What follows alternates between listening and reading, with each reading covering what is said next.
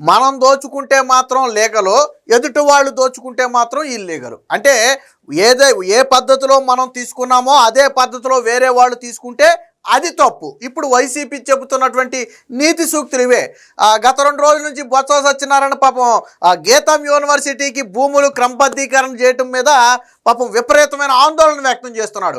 అసలు ఈయనకి ఎందుకు అంత ఆందోళన అని మనం ఒకసారి ఆలోచిస్తే, అంటే ఎందుకు మనం ఇప్పుడు బొత్స గురించే మాట్లాడుకున్నామంటే, ఈయన మాత్రం ఎకరం కోటి రూపాయలు విలువ చేసే భూమిని ₹1,00,000కు 30 కోట్లు చేసే భూమిని 30 లక్షలకు విజయనగరంలో కొట్టేశాడు. విజయనగరం గ్రోత్ సెంటర్లో, పబ్లిక్ గ్రోత్ సెంటర్లో ఈయన కుటుంబ సభ్యులు కొట్టేశారు. నాడు జగన్మోహన్ రెడ్డి సీఎంగా ఉన్నాడు 2023 సమయంలో మనం మాట్లాడుకునేది. సో అది కానీ ఇప్పుడు గీతం యూనివర్సిటీ విషయానికి వస్తే, ఇది ఏళ్ల తరబడి గీతం యూనివర్సిటీ ఆధ్వర్యంలోనే ఉన్న భూమి.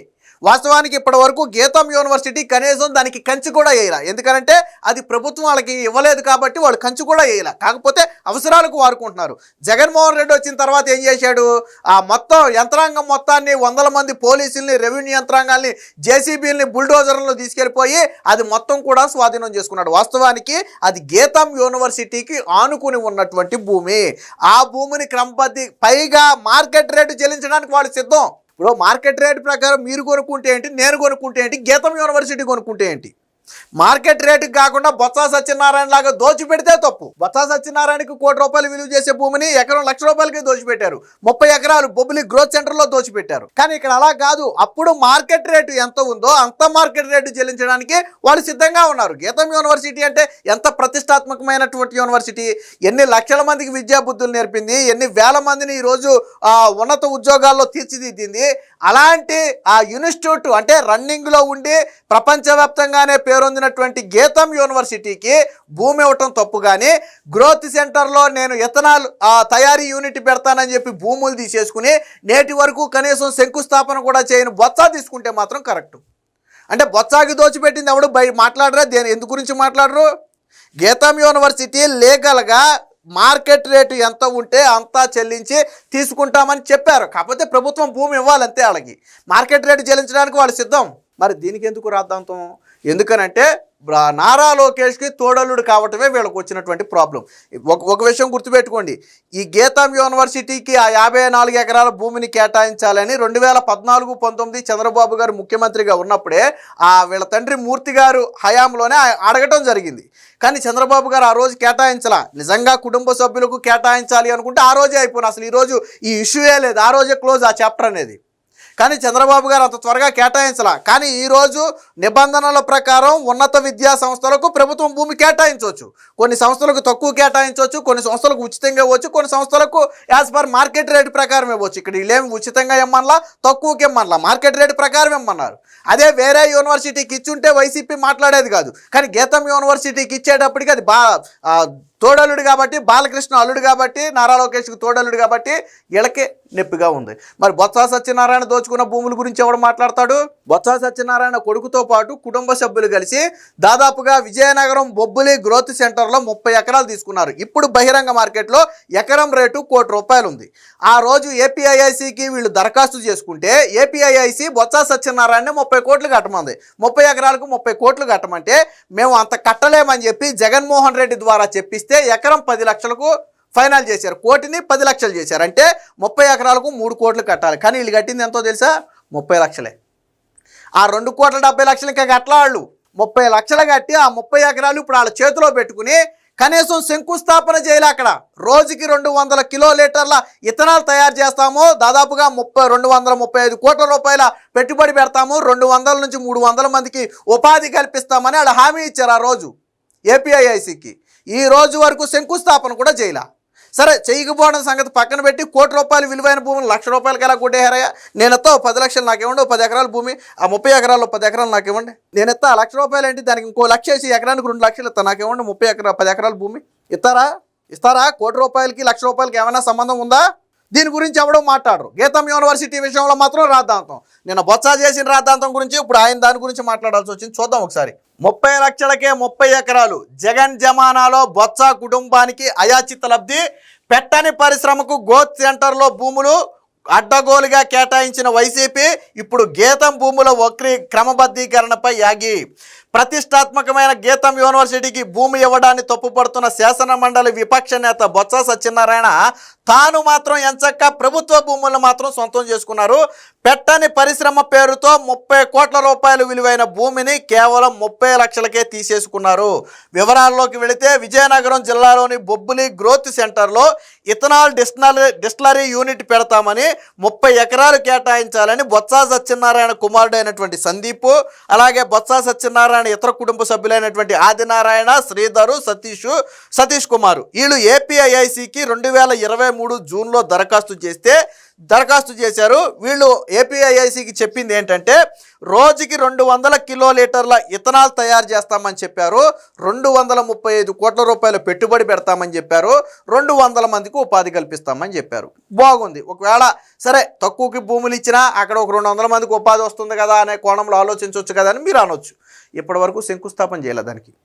దాదాపు 2023 జూన్ అంటే 2.5 ఏళ్ళు గడిచిపోయింది. 2.5 ఏళ్ళు గడిచిపోయింది.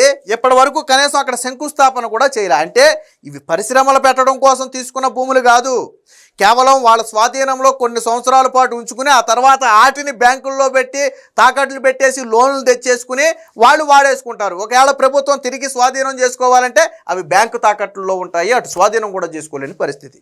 సరే చేసుకోవాలంటే అది వేరే విధంగా చేసుకోవచ్చు అనుకుంటే అది వేరే విషయం.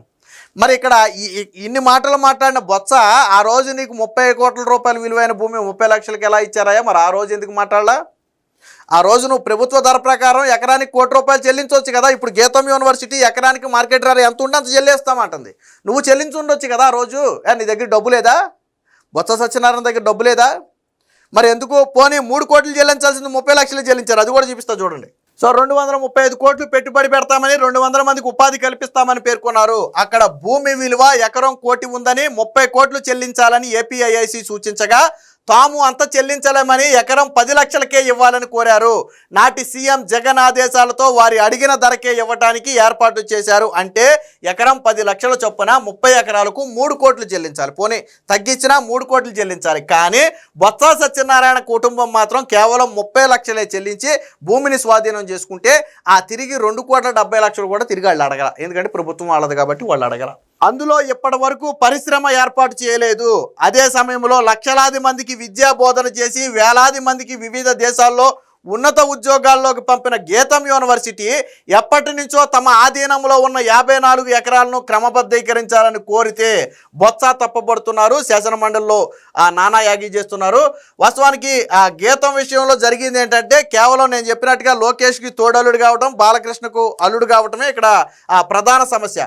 వాస్తవానికి గీతం అధ్యక్షులుగా ఎంవివిఎస్ మూర్తి గారు ఉన్నప్పుడే ఆ భూమిని క్రమబద్ధీకరించాలని అప్పటి టీడీపీ ప్రభుత్వానికి దరఖాస్తు చేసుకుంటే సొంత కుటుంబ సభ్యులకు మేలు చేయాలని చంద్రబాబు భావిస్తే ఆనాడే గీతంకు ఆ భూములు ఇచ్చేవారు. కానీ నిబంధనలు, షరతులు, ప్రభుత్వ అవసరాలు అన్నీ చూసుకుని వాయిదా వేశారు. వైసీపీ అధికారంలోకి వచ్చిన తర్వాత ఆ భూములను రాత్రికి రాత్రి 100 మంది పోలీసులు, రెవెన్యూ సిబ్బందితో ఆ బీచ్ రోడ్డును స్తంభింపజేసి తెల్లారే సదికి స్వాధీనం చేసుకుంది. గీతం యాజమాన్యం ఆ భూమిలో కంచె కూడా వేయలేదు. అనేక విద్యా సంస్థలకు భూములను తక్కువ ధరకి ఇస్తున్నారని దశాబ్ద కాలం నుంచి అడుగుతున్నట్టే తమకు ఇవ్వటం లేదని ఆ యూనివర్సిటీ విస్తరిస్తామని మరెంతో మందికి ఉపయోగపడుతుందని కోరితే ఇప్పుడు మంత్రివర్గం దాన్ని పరిశీలనలో తీసుకుంది. వాస్తవానికి ఇంకా కేటాయింపు కూడా జరగల. అంటే అసలు కనీసం శంకుస్థాపన కూడా చేయని ఒక ఫ్యాక్టరీకి బొత్స సత్యనారాయణకి ఆ భూములు కేటాయిస్తే తప్పు. ఆల్రెడీ ఏళ్ల తరబడి ఎంతోమంది విద్యార్థులను ఉన్నత విద్యావంతులుగా తీర్చిదిద్దడంతో పాటు ఇప్పుడు యూనివర్సిటీని మరికొంత ఎక్స్టెండ్ చేయటం వల్ల మరికొంతమంది విద్యార్థులకు మేలు జరుగుతుందని గీతం యూనివర్సిటీ చెబితే దాన్ని తప్పుపడుతున్నారు. ఎందుకు ఇది చెప్పాల్సి వచ్చిందంటే బొత్స సత్యనారాయణ చెప్పే నీతి సూక్తులేంటి, ఆయన చేసిన పనులేంటి.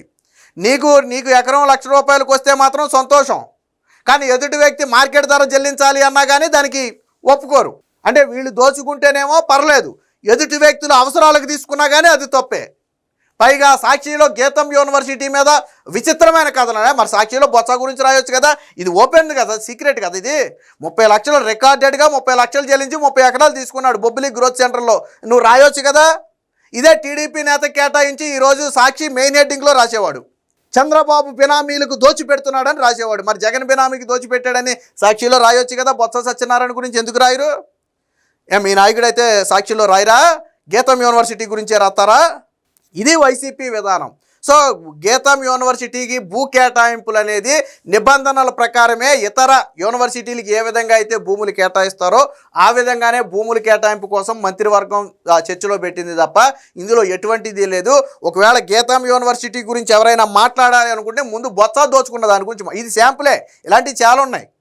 బొత్స దోచుకున్నటువంటి గ్రోత్ సెంటర్లో దోచుకున్నటువంటి భూముల గురించి మాట్లాడాలి, అప్పుడు గీతం యూనివర్సిటీ గురించి మాట్లాడే అర్హత ఉంటుంది తప్ప మీరు ఆ అధికారంలో ఉండే అడ్డగోలుగా దోచేసుకుని ఈరోజు నిబంధనల ప్రకారం భూములు కేటాయించడాన్ని తప్పుపడితే ఎవరు కూడా చూస్తూ ఊరుకోరు. అది విద్యార్థుల ఆ ఉపాధి అవకాశాలు కూడా దెబ్బతీసినట్టు అవుతుంది. యూనివర్సిటీని ఎక్స్టెండ్ చేయటం వల్ల లక్షలాది మంది విద్యార్థులకు ఉపయోగం కలుగుతుంది, మరి కొంతమంది విద్యావంతులు అవుతారు, మరి కొంతమంది జీవనోపాధి లభిస్తుంది. ఇవన్నీ మర్చిపోయి రాద్ధాంతం చేస్తుంది కేవలం చంద్రబాబుకి బంధువు అనే ఒక ఉద్దేశమే తప్ప